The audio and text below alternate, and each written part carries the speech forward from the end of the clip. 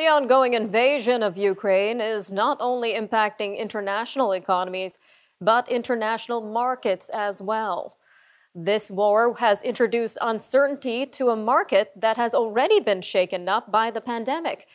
Even though the initial drop in the markets during the onslaught of the Russian invasion has already bounced back from the start of the attack, investors might be concerned about their portfolios during this uncertain time. Joining us now to give us an idea of how the markets will continue to be impacted is Brendan Caldwell, Director of Caldwell Securities Limited. Brendan, welcome back to Forum Daily. Thank you, Nima. Now, Brendan, our thoughts are with the people of Ukraine. We're seeing a lot of loss there, but today we are here to talk about the markets. So let's start with how the stock markets respond during acts of war. It really varies. The stock market is in this respect as mercenary as people think it is.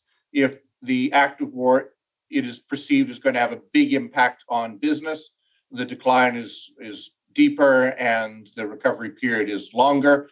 But if the market perceives no great threat to commerce, then, it's business as usual, sometimes with little or no correction. It's almost cynical in that respect, certainly utilitarian and perhaps even mercenary.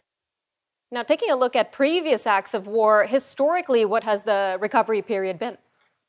It really varies. So the longest in modern times is when the Japanese bombed Pearl Harbor. It was, I think, 242 days, something like that, for the market to bounce back. But then that's when America well and truly knew that it was at war.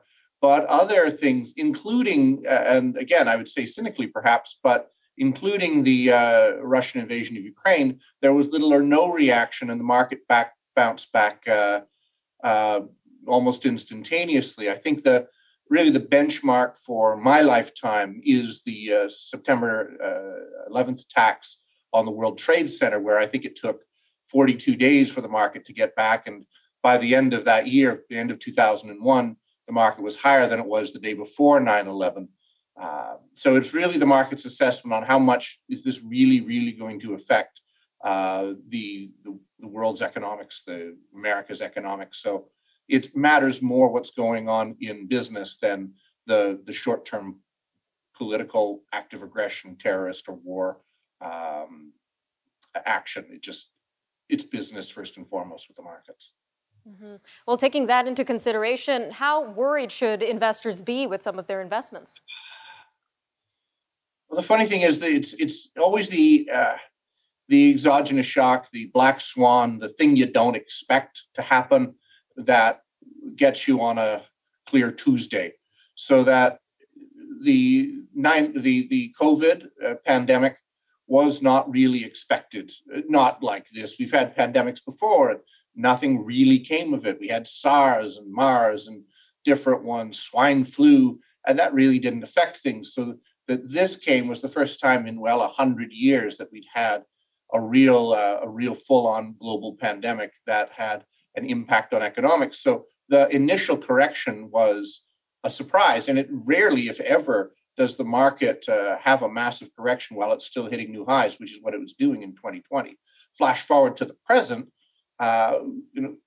all that's known about the Russian invasion in its economic impact is already taken into account. I think it can go one of two ways.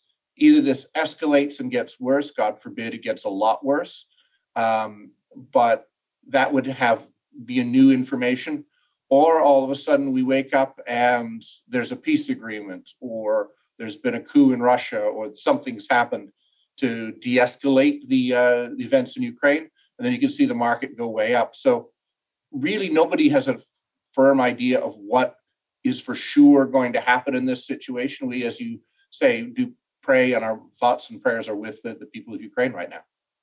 All right, Brendan, just a quick 45 seconds left here, but what would be your last message for investors who might be concerned about their portfolios right now?